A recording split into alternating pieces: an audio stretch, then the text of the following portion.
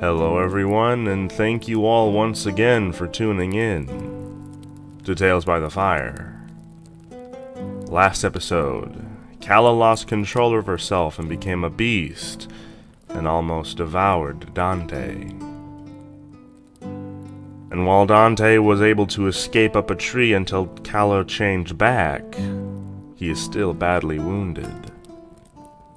How will Dante and Calla treat each other now that they've both seen her transformation? Find out in this episode of Tales by the Fire.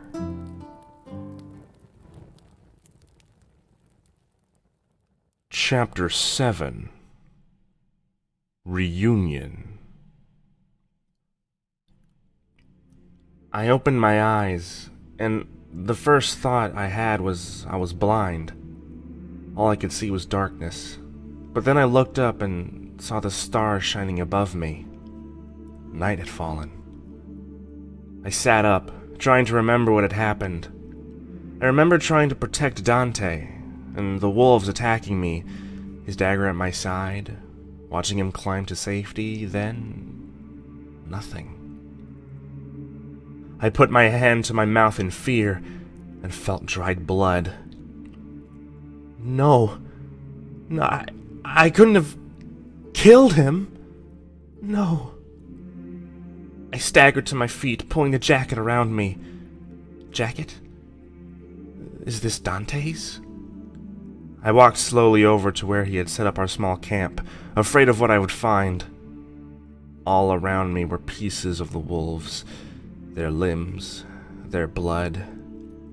My stomach rolled with nausea, and I struggled to pull my eyes away, my face growing pale. I walked quickly, Dante's long coat brushing against my ankles lightly. With a sigh of relief, I saw him lying on the ground, wrapped in my bedroll. His eyes were closed in a peaceful sleep, but blood trickled from his arm and leg. I dressed quickly, pulling on my discarded clothes, then reached in my pack for one of my spare shirts. I tore a few strips of cloth from the hem, then returned to the unconscious bodyguard. I gently put a hand on his forehead, and it was hot to the touch. Frowning, I lifted him carefully, thankful for my inhuman strength and glad for my rapid healing. I carried him, following my nose to a small pond only a few hundred yards away. I carefully laid him down and rinsed the blood off his skin, staining the sandy ground red. He stirred slightly but did not wake, his body hard at work healing him. I pulled off his shirt and rinsed it, watching the bloodstains fade. I washed his wounds and wrapped him in cloth, then rinsed my own skin of blood. His, mine and the wolves, before pulling the shirt back over his head. His pale skin worried me, but I knew there was nothing else I could do for him now. I carried him back to our campsite and set him down, wrapping him in my bedroll. I sat beside him, watching and protecting. He twitched in his sleep, feverish nightmares causing his limbs to shake. He beat away invisible enemies, his face angry. Perhaps it was me he was seeing. With a heavy heart, I lifted his head into my lap, stroking his hair as my mother used to do before she lost hope in me. Before that day I tried so hard to forget. Slowly his nightmares ceased, and I felt my hands resting lightly on his broad shoulder. I stayed awake until morning, letting the injured man rest peacefully as I watched over him. Once the sun was quite high in the sky, perhaps 10 o'clock, he began to stir, his eyes flickering open, their blues reflecting the sun. His lips curved into a smile for a moment, then he looked around, meeting my eyes in surprise. Instantly, however, his eyes hardened and he leapt forward to his feet. He staggered forward, his face pale, and I jumped up, catching him in my arms, carefully lowering him to the ground. Be careful. You've lost a lot of blood. You need to rest a while longer, I said softly, my hand on his shoulder to keep him still. Don't touch me, he shouted, smacking my hand away roughly. The fury and revulsion in his voice was frightening, and I flinched away sadly. I'm sorry, I said, and sat down a few feet away from him, looking at my hands. The blood on them hadn't washed away. He sat for a moment, and then got to his feet, carefully examining my bandaging before he rolled up the bedroll and tossed it to me. I gathered it up, and my pack, before I realized that I was still wearing his long coat over my clothes. I pulled it off and held it to him, but he didn't take it. Keep it, he growled. I don't want it back now that you've touched it. I flinched again, but pulled it back on, thankful for the added warmth of another layer. If only he had given it to me out of kindness. We traveled throughout the day, and neither of us spoke more than a word or two. Madokai was apparently a very large country, because even after walking the entire day, we were still within the country's borders. We stopped for the night, and finally Dante slept, his face pale from exhaustion. He had refused to stop and rest until the sun set, although his wounds, and especially his arm, had obviously been paining him as we traveled. Once more I guarded him throughout the night, or perhaps I stayed awake in order to avoid the images I would have in my dreams. The next day, the fourth day of our traveling, brought with it clouds and chilling rain. I longed to change into my other form and to have my pelt protect me from the bitter wind, but instead I had to be content with Dante's overcoat. I was quite sure that he had a fever throughout the entire day, as his skin was flushed, and I could feel the heat radiating from it. But by evening, his face was eerily pale. As we approached a large hill covered in sodden grass, I froze. Above the sound of the rain was another sound. Dante, too, stopped and looked at me. "What is it?" he asked, speaking for the first time all day. "I'm not sure yet. Wait a moment," I said, closing my eyes as a surge of dizziness shook me. Focusing again, I opened my sensitive ears to the sound up ahead. A herd of deer. But it's different this time. The danger from before isn't there. It's safe to hunt. But these animals are crafty. I looked at Dante, curious at what his reaction would be. "Wait till you then. I'll go kill one. We could use some nice fresh meat anyway." "Let me help," I said to him, ignoring another wave of dizziness. "No." With that one word, he left me behind as he moved, making sure to be upwind as he climbed over the hill. I felt my eyes narrow in anger. Just because I was a princess didn't mean I couldn't fend for myself. I staggered forward and shed my clothes, dropping to my paws. Out of the two of us, I was equipped to be a hunter, not him. I scented the air and picked up many things. Dante's scent, obviously human, but with a wild ferocity, like a wolf's. The scent of the deer, the grasses they devoured, and the peacefulness of which they grazed. Further away, perhaps several miles, I could smell people. A village or city, perhaps. Everywhere was the smell of sodden earth and rain, which dripped off my overcoat as I lowered my head and prowled forward. I could scent the sudden fear in the air as Dante made his kill, and the smell of blood floated by my nostrils as I looked over the hill. I saw the pack scatter, and although Dante had made a kill, I couldn't resist charging after the animals. The muscles in my leg flexed and pounded as they ate up the wet ground, easily gaining on the frightened herd. There was one that lagged behind, with a deformed leg. That was going to be easy prey. I could smell imminent death on it, and I knew that it only had days to live anyway. I lowered my head and burst into a sprint, easily closing the last bit of distance between the animal and I with a burst of speed. My claws dug into the wet earth as I gathered myself, then leapt. Easily I brought down the sick animal. For a moment, as I looked into its terrified eyes, I wished that I could have saved it. If only I were Kaz. It would have been easy for him to simply use the power of his marks to heal its illness. But Kaz wasn't here, and the only thing I could do to help this creature was end its suffering. "Peace, friend. Go run with your herd one final time," I whispered, and the animal relaxed, looking at me with sorrowful eyes. "May your life prolong my own." The deer relaxed, and I could hear its willingness, its acceptance in my mind. It stopped struggling, and quickly I ended its life with my powerful jaws.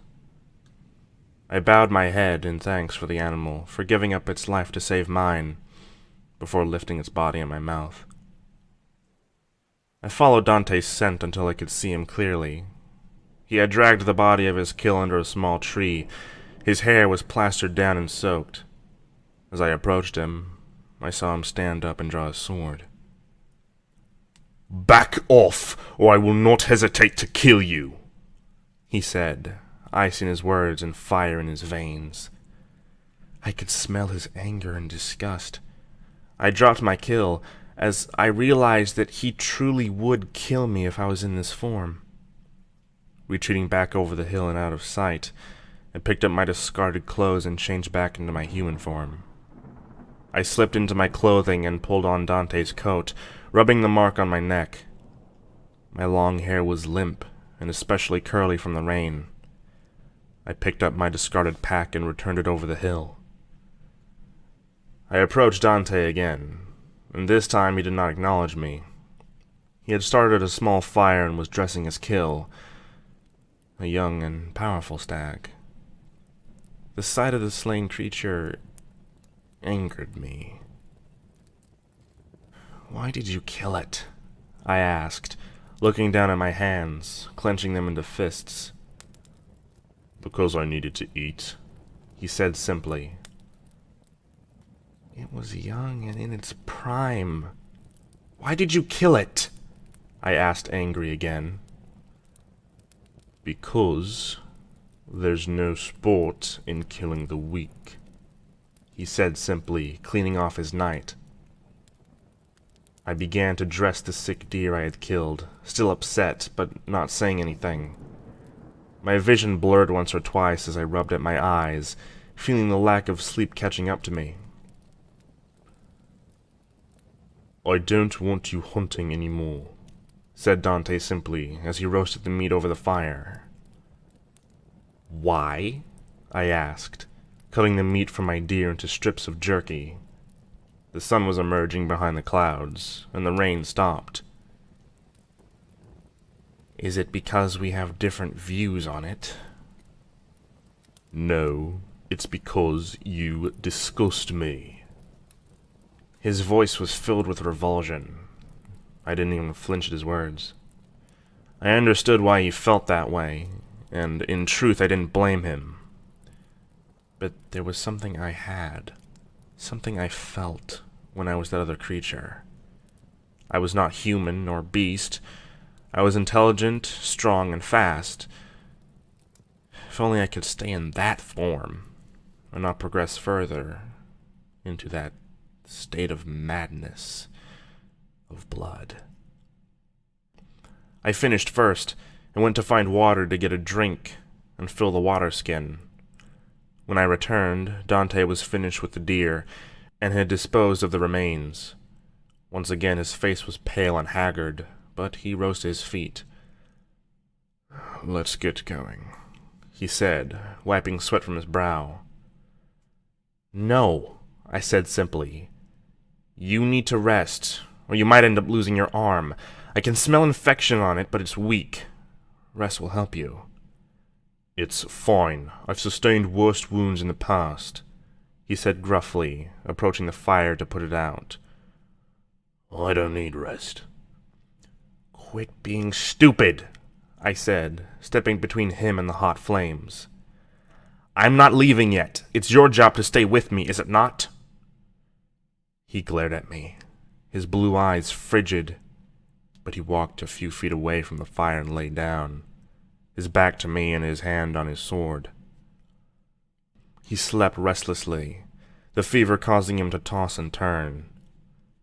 I didn't sleep, and instead sat and listened to the animals around me as I leaned against the tree.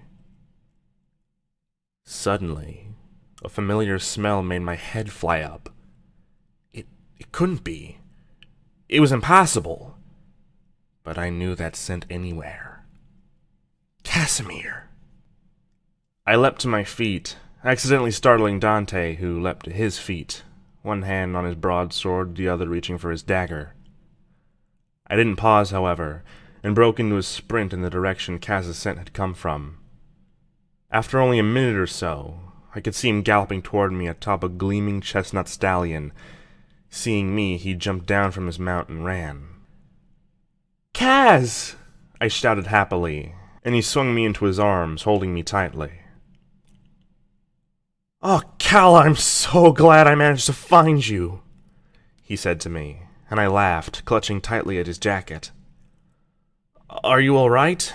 he asked, stepping away to examine me at arm's length. "You seem ill." "Just a bit tired," I said with a smile. "What happened here?" he asked, tapping at my side.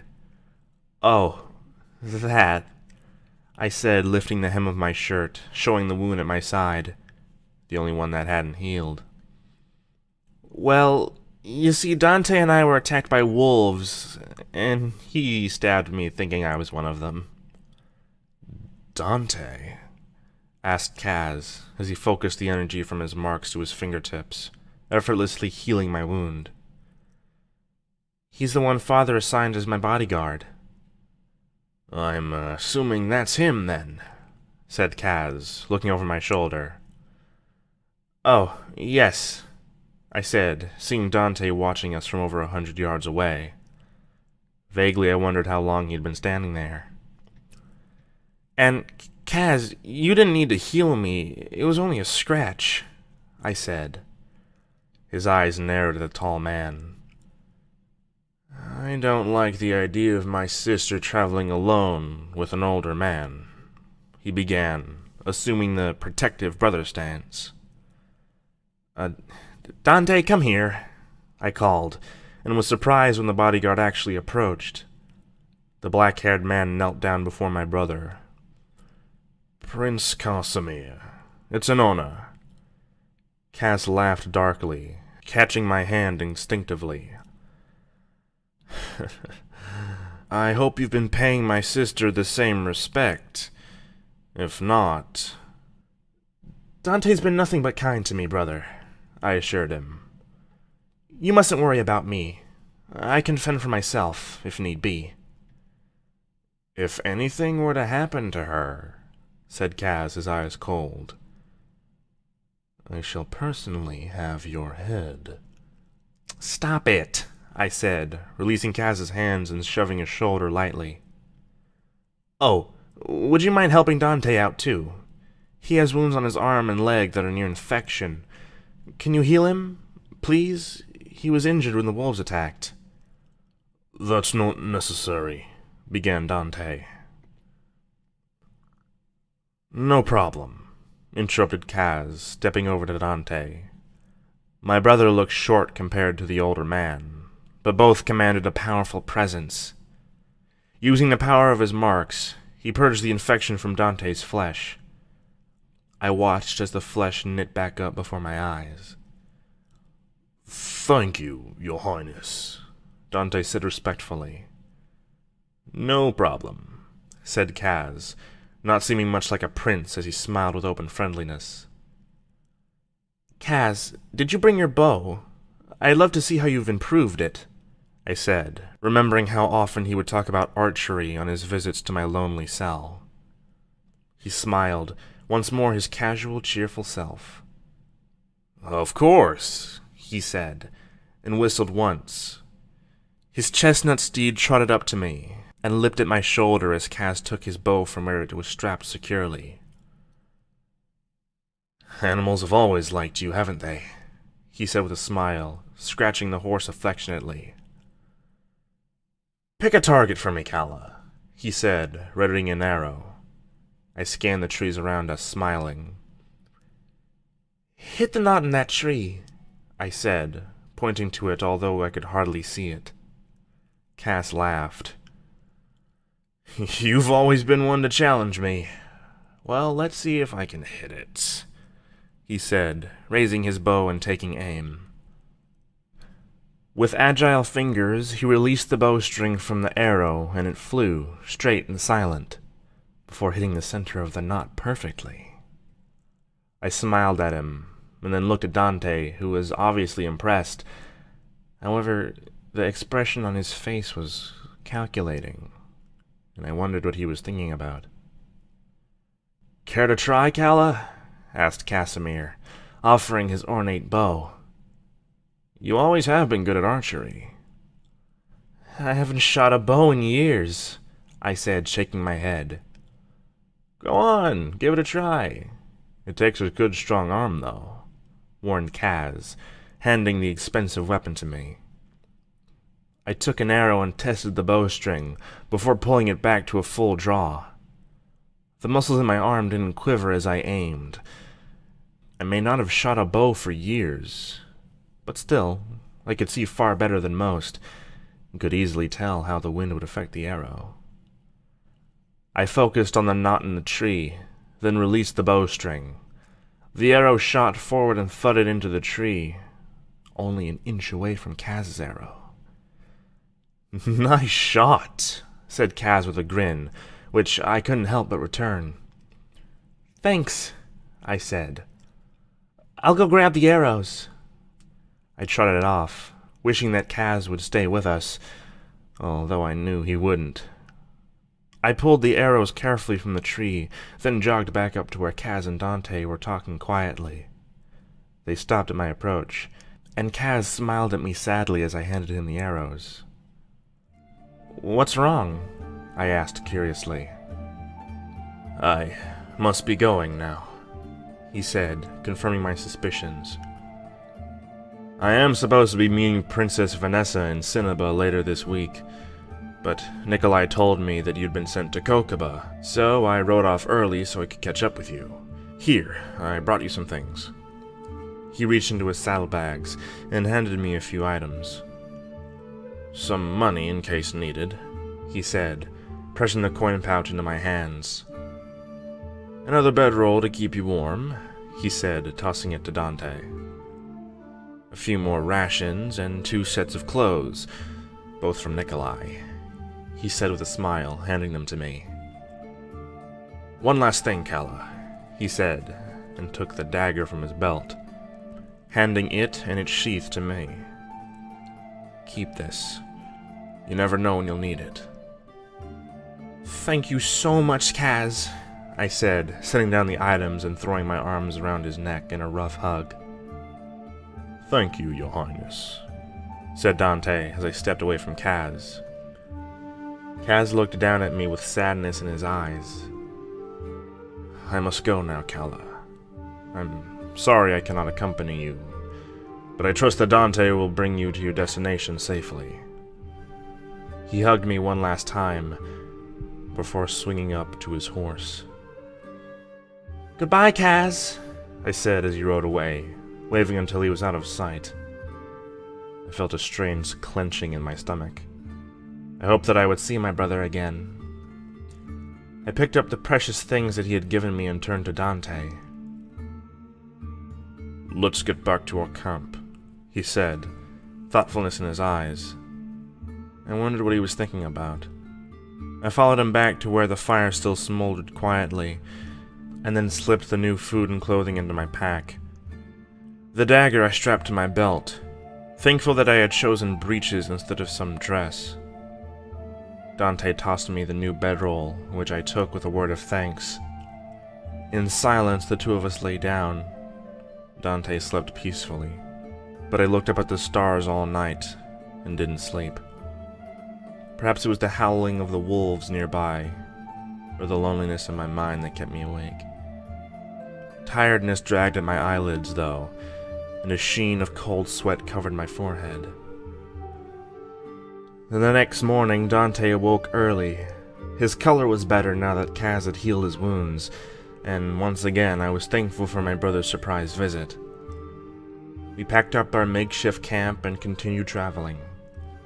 Throughout the morning, I felt as if I were in a trance. Exhaustion dragged at my feet, and soon I was far behind Dante. He didn't slow his pace as I tried to speed up. My legs grew more and more unsteady.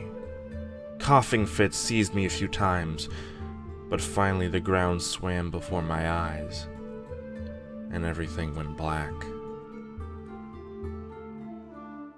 That was Chapter 7 of Marked. It was written by Darkhawk14 and posted on fictionpress.com. Thank you all for tuning in, and like usual, if you want to find the entire story completed, you can go to Darkhawk14's fictionpress.com account in the description. And as always, I'll see you all next time on Tales by the Fire.